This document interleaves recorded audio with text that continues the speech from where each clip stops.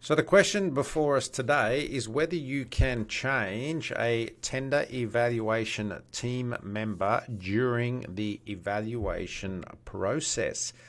That is an interesting question. G'day everyone, Simon here from Shrewd. We provide commercial support to the Commonwealth to help the Commonwealth successfully deliver value for money projects.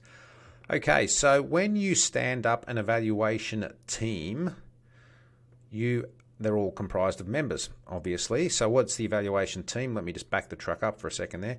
The evaluation team are those people that are going to do the technical evaluation of your tender.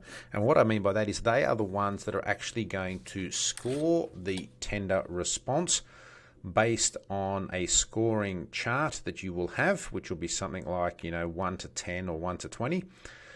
So they will go through and they will look at every tenderer's tender and they will assess their tender against the criteria and then give them a score of 1 to 10.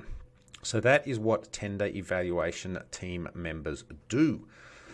Now, the problem arises sometimes that tender evaluation team members are usually doing their day job as well as being part of the evaluation team. So often they will need to be replaced because they get too busy in their day job. And so the question that I've often been asked is, well, can we replace an evaluation team member? Now, your tender evaluation plan should allow you some flexibility to do that. So yes, you should be able to change the evaluation team member if they become unavailable because they are too busy or because they're sick, etc. So that shouldn't be an issue, except there's always a but, isn't there? The issue is this: if the evaluation member who you're swapping out has not started doing any technical scoring, then that's fine, that's easy.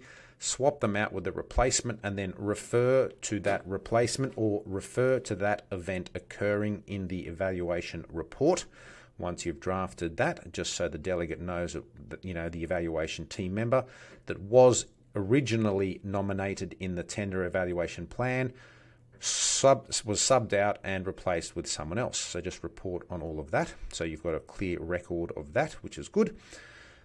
But then if the tender evaluation team member who you want to sub out has actually commenced evaluating tenderers, then you've got a problem. Well, it's not a big problem. It's just a waste of effort problem. And what I mean by that is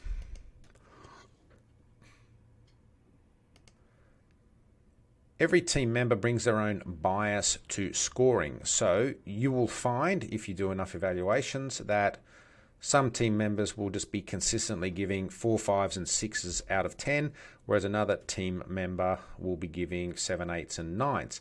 That's not so much of an issue in itself because that team member should be acting consistently across all tenders.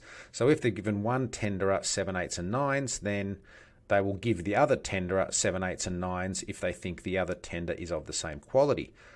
But where you swap out a team member, you're losing that consistency between evaluation of tenders. And so the person who may, let's call them the original team member who's going to sub out, let's say they've marked or evaluated 2 of the 10 tenders and they may have marked those 2 quite harsh because that's just their personality or that's just what they think. So then for the other 8, if you get the new team member to evaluate the other 8, then there could be some bias between the scoring of the other 8 and the original 2 that were done by the person who's left the evaluation.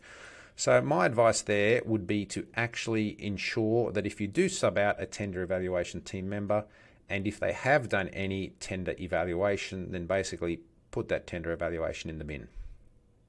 Put it in the bin and get the new tender evaluation team member that is coming in to basically just start from scratch. Then you don't have any issue about bias. You don't have any issue about consistency between tenders or between tenders because that new incoming tender evaluation team member will score all tenderers themselves, and so they should act consistently between all of those different tenders. So, can you sub out a team member? Yes, if you sub them out after the departing team member has commenced the evaluation, then I would suggest putting that departing member's evaluation in the bin and getting the new incoming evaluation team member to start doing the start evaluating the tenders from scratch, just to ensure consistency and a lack of bias. So there you go. That is what Simon thinks. If you have any questions about any of that, feel free to get in touch. simon@shrewd.com.au or 1-800-SHREWD, which is 1-800-747-393. I hope that helps.